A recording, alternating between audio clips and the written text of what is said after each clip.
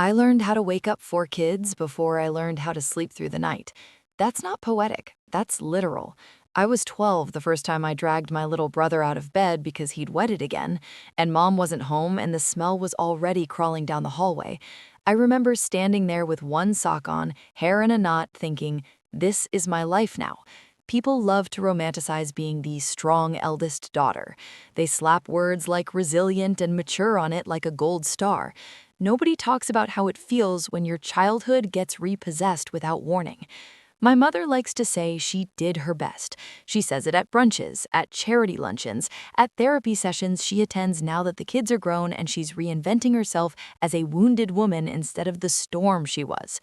She did her best to look good. She did her best to stay entertained. She did her best to make sure the house looked like a magazine spread while I was in the back bedroom teaching a 7-year-old how to read because the school said he was falling behind. We lived in a big house in a gated community outside the city, the kind with stone fountains that never worked right and hedges trimmed by men who didn't know our names. On paper, we were blessed. On the inside, we were duct tape and whispered panic. Dad left early. I was 9. He didn't fight for custody. He fought for silence. Mom told everyone he chose freedom. What she didn't say was that she chose the same thing, just louder and in heels. By the time I was 15, I was the second mother to 4 siblings.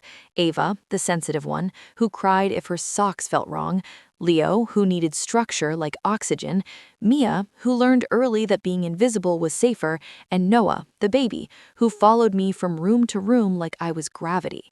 Mom called it helping out. She called me her rock. She never called me a kid. Her dating life moved fast, like clearance rack fast. New guy every couple of months, sometimes sooner.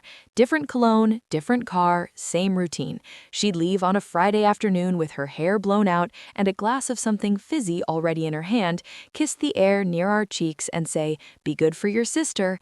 Not me, not their mother, their sister, as if the title was cute, as if it didn't crush my chest every time. I learned to cook before I learned to drive.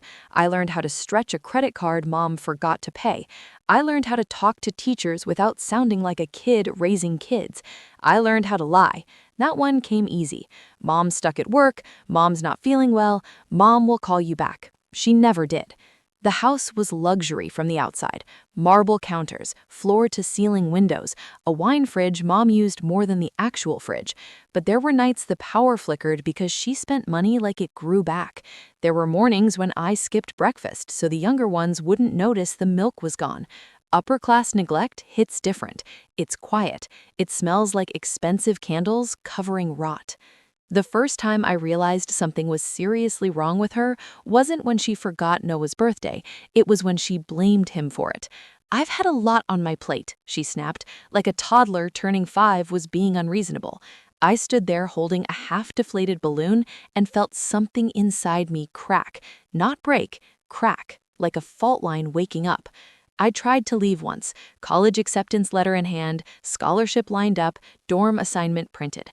I told her at dinner, hands shaking. She stared at me like I'd just confessed to a crime. "So you're abandoning us?" she said, voice smooth, eyes sharp. Ava started crying. Leo pushed his plate away. I folded. Of course I did. I stayed. Years blurred. Her boyfriends came and went. Some were charming, some were creepy. One tried to tell me to smile more while I was helping Noah with math. Another asked if I was the nanny. Mom laughed. I didn't. The house kept running because I ran it. I scheduled dentist appointments. I signed permission slips. I held hair back while Mia threw up at 3 in the morning and whispered that it was okay, that I was there, that I wasn't going anywhere. I lied again. The rage didn't come all at once. It stacked, like unpaid bills, like resentment wrapped in politeness. I smiled at neighbors. I played the role. Inside, I was counting sacrifices, counting nights, counting the ways my life had been traded for hers. The turning point came the summer I turned 23. Mom started seeing a man named Richard. He was rich, private jet energy, the kind of man who never raises his voice because he doesn't have to. She was obsessed. She vanished more than usual. Weekends turned into weeks. She left me a credit card and a note that said, "Back soon, you've got this." No, I didn't. Ava started self-harming. Leo stopped sleeping. Mia stopped talking. Noah asked me one night if I was his real mom. I locked myself in the bathroom and cried so hard I thought I might throw up my organs. I realized then that love wasn't enough, that holding everything together was killing me, that someone was going to pay for this. I didn't confront her, not yet. I started documenting instead. Dates, amounts, messages. Every time she chose herself and left me holding the bag. Every time she wired money to some luxury resort while ignoring school emails about Ava's grades. I learned how to move quietly, how to plan, how to wait. People think revenge is loud. It isn't. It's patient.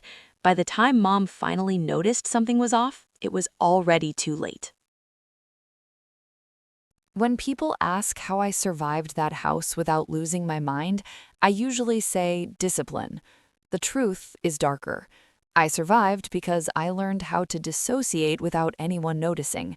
I could be cooking dinner, helping with homework, answering emails from schools, and simultaneously planning an exit strategy in my head. I functioned on autopilot, and Mom loved that about me.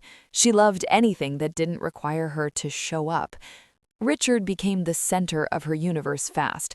She started using words like soulmate and fresh start, like she hadn't already restarted her life every 60 days with a new man. She walked around glowing, manic, addicted to the version of herself she saw reflected in his money and attention. When she was home, she complained about us, about how hard her life was, about how she never got a break. I stood there, nodding, holding grocery bags I paid for with money she left behind like hush cash. The night everything shifted, she came home drunk on a Tuesday. That alone told me something was off. She usually saved her spirals for weekends. She slammed her purse down on the marble island and asked why the house was so loud. Leo was pacing because he hadn't slept in 3 days.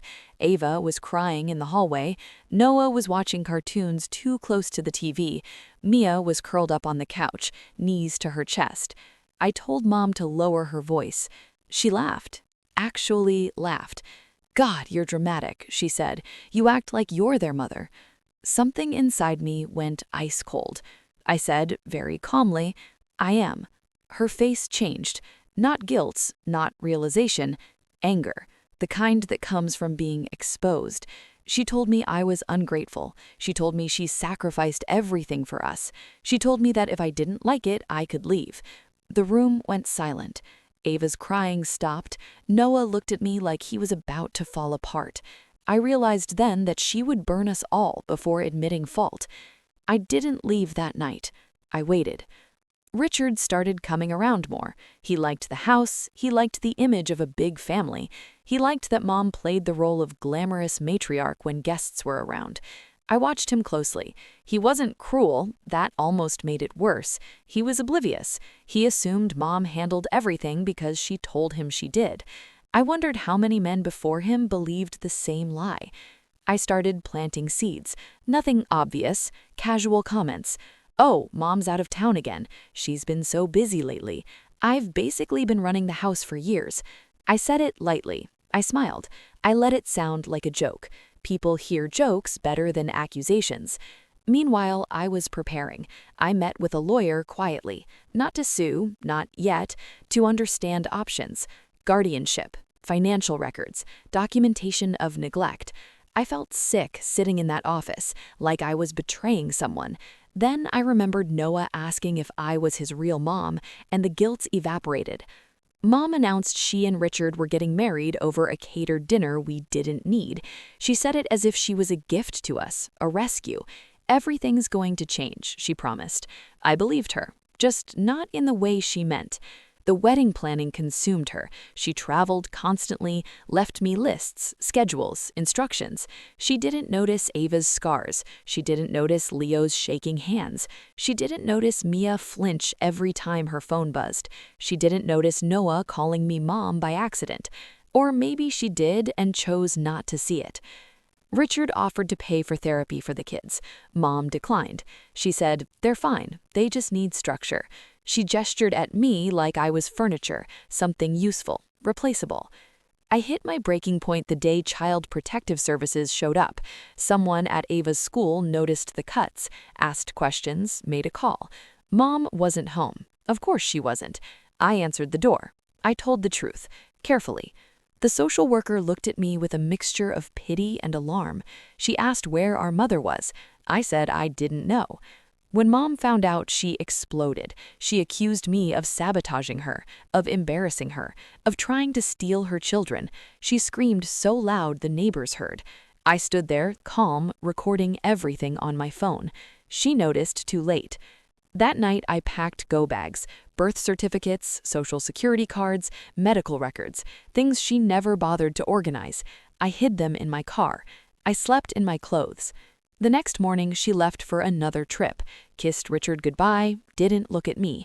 I watched her drive away and felt something like relief, mixed with terror. This was it. I filed for temporary guardianship 3 days later. I didn't do it to hurt her. I did it because someone had to choose us. The paperwork was brutal. The accusations were real. Neglect, abandonment, emotional abuse, words that felt heavy but accurate. When she was served, she called me screaming. She called me names I won't repeat. She told me I was dead to her. I hung up and didn't cry. I was past tears. Richard called later. He sounded shaken, confused. He asked if it was true. I told him everything. Not dramatically, not emotionally, just facts. Dates, receipts, screenshots. Silence stretched on the line. Then he said quietly, "I had no idea." Neither did I once. The house felt different after that. Lighter, somehow. The kids slept better, knowing someone was finally fighting for them openly. CPS followed up, the lawyer moved fast, Mom posted vague quotes on social media about betrayal and narcissistic children. I blocked her.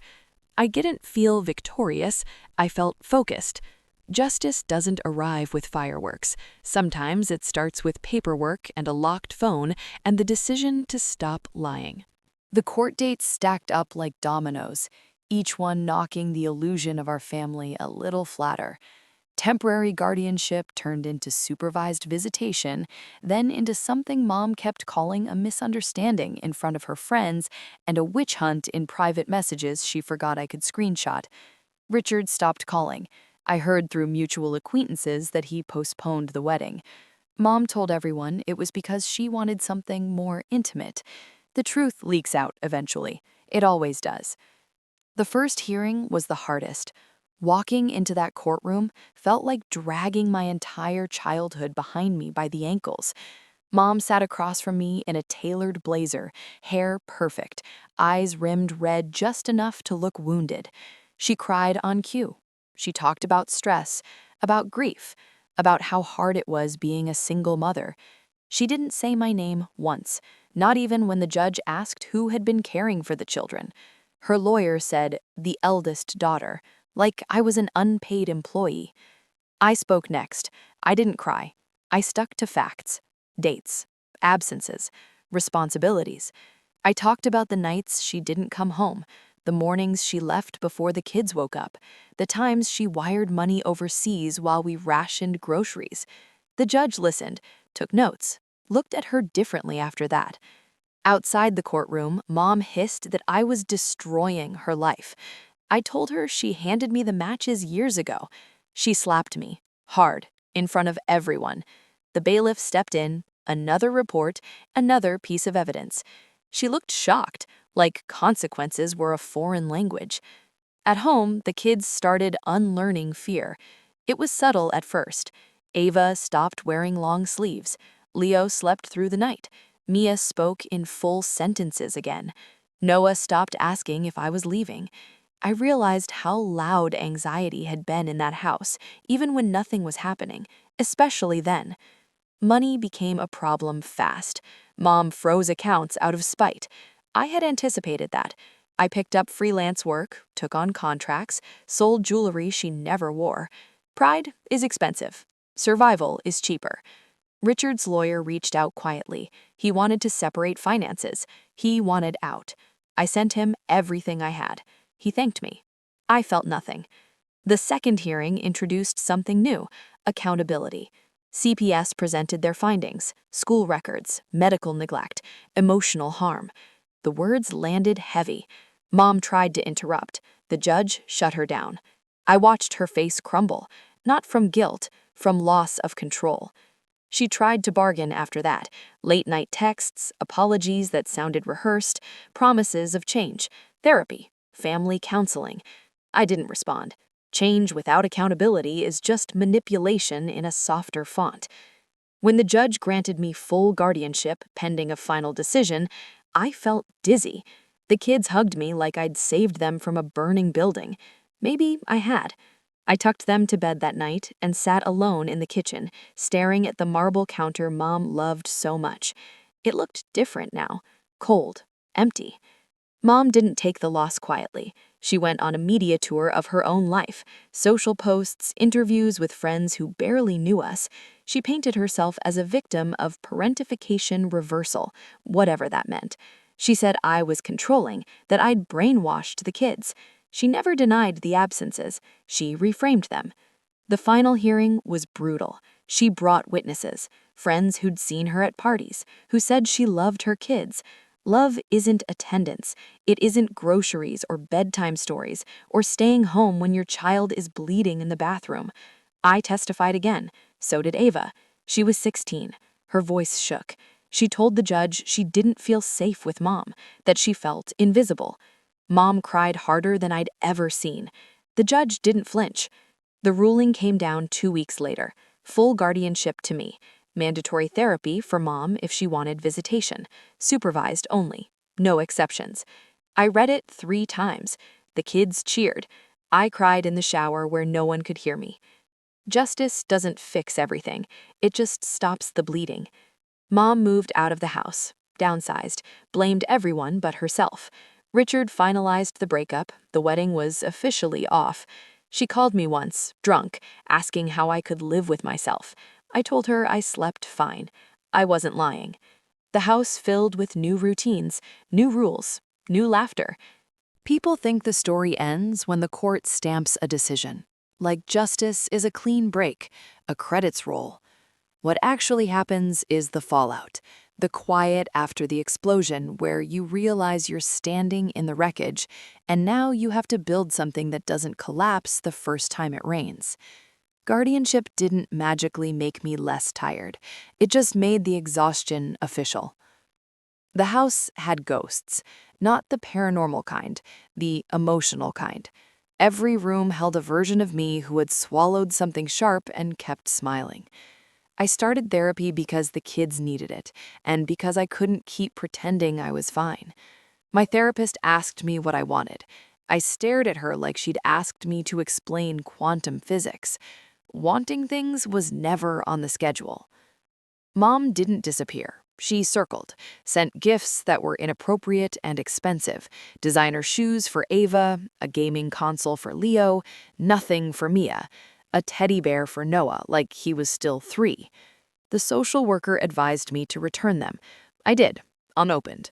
Mom took it as an act of war. She started showing up places: the grocery store, church, school events she wasn't invited to, always crying, always performing, always making sure people saw her pain before anyone noticed ours. I documented everything. Old habits die hard. Then she got strategic. She filed a motion claiming parental alienation, claimed I'd turned the kids against her, claimed I was unstable, claimed I'd stolen money. Lies are easier to tell when you've been practicing your whole life. I handed my lawyer another folder. He sighed like a man who'd seen this play before. The hearing dragged on. The kids regressed. Ava started wearing hoodies again. Leo chewed his nails until they bled. Mia stopped eating. Noah had nightmares. I hated her for that. Not the legal fight, the collateral damage. In the middle of it, Richard resurfaced. He asked to meet, said he needed closure. I agreed, against my better judgment. We met at a quiet cafe. He looked older, tired. He apologized for not seeing it sooner. I told him he saw what he wanted. He nodded. He asked if Mom ever loved him. I shrugged. She loved what you represented. That hurt him. It wasn't my problem. He offered to testify, said he'd seen the neglect, the absences, the way she dumped responsibility on me without a second thought. I didn't ask him to. I didn't stop him either. The day he testified, Mom lost it. She screamed in the hallway. Security escorted her out. The judge added another note to the file. Patterns matter. I started setting boundaries I should have set years ago. No unscheduled contact, no surprise visits, no communication outside lawyers and social workers. She accused me of being cruel. I stopped responding. Silence is a language she never learned to speak. At home, we created new traditions. Friday movie nights, Sunday pancakes, dumb rituals that felt revolutionary because no one was abandoning us for something shinier. I watched the kids laugh and felt grief for the childhood I never got. It hit me sideways, out of nowhere. I let it. The final ruling on Mom's motion came back denied. The judge's language was firm, clear. He saw through her. She was ordered to attend long-term therapy before any reconsideration of visitation. She posted a vague quote about being silenced. I blocked the last remaining burner account. That night, Freedom doesn't feel like fireworks when you've lived your whole life in survival mode. It feels suspicious, like you're waiting for the other shoe to drop. I kept expecting Mom to come crashing back in with some new angle, some fresh chaos. Instead, weeks passed, then months. The silence was unfamiliar, almost louder than her screaming had ever been. That's when the guilt tried to creep in, the kind society saved especially for daughters, the whispers about forgiveness, about blood, about how she's still your mother. People who never raised their siblings love to have opinions. I smiled, I changed the subject, I protected my peace like it was contraband. I started working full-time again, built a real career instead of patchwork survival jobs. The kids adjusted around it. Ava got into art. Leo joined a robotics club. Mia started therapy and found her voice in writing. Noah learned how to ride a bike without training wheels and screamed my name like I'd hung the moon. These were the moments Mom missed, not because she was banned, but because she chose elsewhere. Then the letters started. Handwritten, dramatic. Pages of apologies that never quite landed on responsibility. I'm sorry you felt overwhelmed. I'm sorry you misunderstood my needs. I read them once, then I stopped opening them. Healing doesn't come from reopening wounds just to prove you survived them. One afternoon, CPS called. Mom had violated her supervised visitation terms by trying to contact the kids directly through social media. Ava had blocked her. Leo reported the messages. Another strike, another record. I felt nothing but relief. Patterns, again. Richard finalized his divorce from Mom in everything but name. He moved on, sold the engagement ring. The lifestyle she'd clung to evaporated fast.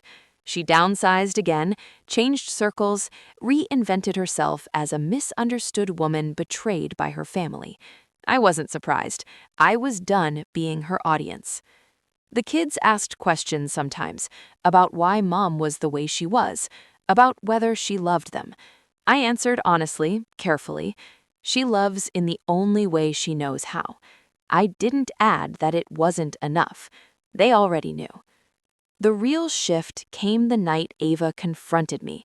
She asked why I stayed so long, why I didn't leave earlier. I told her the truth, because I didn't think I was allowed to choose myself. She hugged me and cried. I realized then that breaking cycles isn't loud. It's quiet conversations and different choices made on ordinary days. Mom tried one last move. She filed for mediation, claiming she was ready to co-parent. The evaluator wasn't impressed. Years of documentation tell a story no charm can erase. The recommendation was clear. Maintain current guardianship, reassess in a year contingent on consistent therapy and demonstrated change. Mom stormed out of the session. That night, I slept deeply, dreamless. I stood in the kitchen the next morning, sunlight spilling across the counter, and felt something close to pride. Not because I'd won, but because I'd protected what mattered. Justice doesn't always come with applause.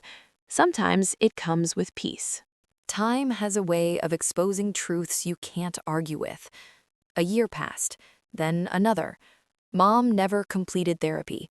She started, quit, blamed the therapist, tried again, quit louder. The court noticed. The files thickened. Her narrative stayed the same. Everyone else was the problem. Life, meanwhile, kept moving forward. Ava graduated high school with honors and a portfolio that made college recruiters pay attention. Leo built a small drone in our garage and crashed it into the hedge, laughing like a normal kid for once. Mia published a short piece in a youth lit magazine about invisible girls and loud houses. Noah lost his first tooth and demanded the tooth fairy pay an exact change. I paid double. I started dating again, quietly, carefully. Not because I needed someone, but because I finally had space to want something. The first guy didn't last. I flinched every time my phone buzzed. Trauma does that. The second one understood boundaries. That mattered more than chemistry. Mom showed up unannounced one afternoon anyway. She looked smaller, not humbled, just diminished. She cried at the door, begged to see the kids. I told her no. I told her the court order was clear. She called me heartless. I closed the door. My hands shook for 10 minutes after. Then they steadied. The kids watched from the hallway. Noah asked if he did something wrong. I knelt and told him none of this was his fault. He nodded like he believed me. I made a mental note to keep telling him until he didn't need reassurance anymore. The final review hearing was anticlimactic. The judge commended stability, consistency, growth. Mom didn't attend. Her lawyer cited personal reasons. The ruling stood. Guardianship became permanent. Visitation remained conditional, indefinite. Walking out of that courthouse felt like stepping into sunlight after years underground. The kids wanted ice cream. We got it. I watched them laugh with sticky hands and realized this was the life I'd fought for. Not luxury, not appearances, safety. Mom faded, changed numbers, changed friends, changed stories. She still told anyone who would listen that she'd been robbed. I stopped caring who believed her. The truth had paperwork. One night, long after the house was quiet, I sat alone and let myself grieve. Not for her, for me. For the girl who raised babies instead of dreams. I cried until my chest hurt. Then I slept. Healing isn't linear, but it's real, and it was finally ours. Just when I thought the story had settled into something stable, Mom reminded me that people like her don't exit quietly. They wait. They rot. Then they try to take something with them. It started with a phone call from my lawyer. His voice was careful in the way professionals get when they already know you won't like what's coming. Mom had filed a civil suit, not for custody, for money. She claimed I'd misappropriated family assets during the years I ran the household. She wanted reimbursement for groceries, for utilities, for school supplies, for lost income because, according to her, my taking guardianship ruined her engagement and lifestyle. I laughed. Then I stopped laughing because she was serious. Upper-class revenge doesn't look like screaming. It looks like filings, motions, smears dressed up as legality. She wanted to bleed me financially since she couldn't touch the kids. It was almost impressive in a sick way. The lawsuit dredged everything back up: bank statements, emails, texts, years of proof I'd already archived. This time, though, the burden wasn't on me to show neglect. It was on her to prove theft. And that's where she underestimated me. Again, I countersued, not out of spite, out of necessity, for back child support, for unpaid caregiving, for educational neglect damages. My lawyer warned me it would be ugly. I told him I was already fluent in ugly. The kids felt the tension immediately. Ava asked if Mom was trying to take the house. Leo asked if we'd have to move. Mia shut down again. Noah started sleeping in my room. I hated her for that, for reaching across years just to rattle us. Discovery was brutal. Her finances were a mess, debts hidden under luxury, loans she never disclosed, money siphoned into accounts connected to old boyfriends, including one I recognized, Richard. The timing was interesting, so were the amounts. Turns out she'd been borrowing from him long before the engagement, framing it as investments, support, love. When the relationship ended, she defaulted. He never sued, he just walked away. That debt resurfaced in our case. Her narrative cracked. Depositions exposed contradictions. She claimed she was home most nights. Phone location data said otherwise. She claimed she paid for everything. Receipts said I did. She claimed I volunteered to help. Texts showed she ordered it, over and over. The day she took the stand was surreal. She tried charm first, then tears, then rage. The judge didn't blink. Her lawyer objected constantly. The paper trail didn't care. I testified last, calm, clear. I didn't dramatize. I didn't exaggerate. I told the truth the way only someone with nothing left to prove can. About raising kids who weren't mine, about giving up school, about nights I stayed awake listening for the garage door that never opened, about love turning into obligation, turning into survival. When it was over, the courtroom felt hollow. The ruling came weeks later, her suit dismissed, my countersuit granted in part. She owed me compensation, not enough to erase the past, enough to acknowledge it. The judge's language was sharp: chronic abdication of parental responsibility, financial abuse, exploitation of a minor caregiver. Words that finally matched reality. Mom didn't look at me. She left without speaking. That was fine. I'd heard enough from her to last a lifetime. At home, the kids celebrated quietly, relief more than joy. Ava hugged me and said, "It's really over, isn't it?" I told her yes, and meant it. For the first time, Mom had nothing left to take.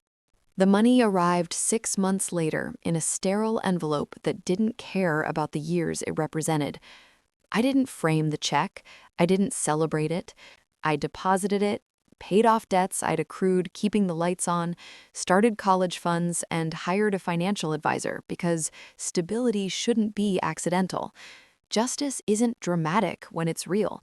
It's practical. Mom vanished after that. No new filings, no surprise appearances, no burner accounts, just silence.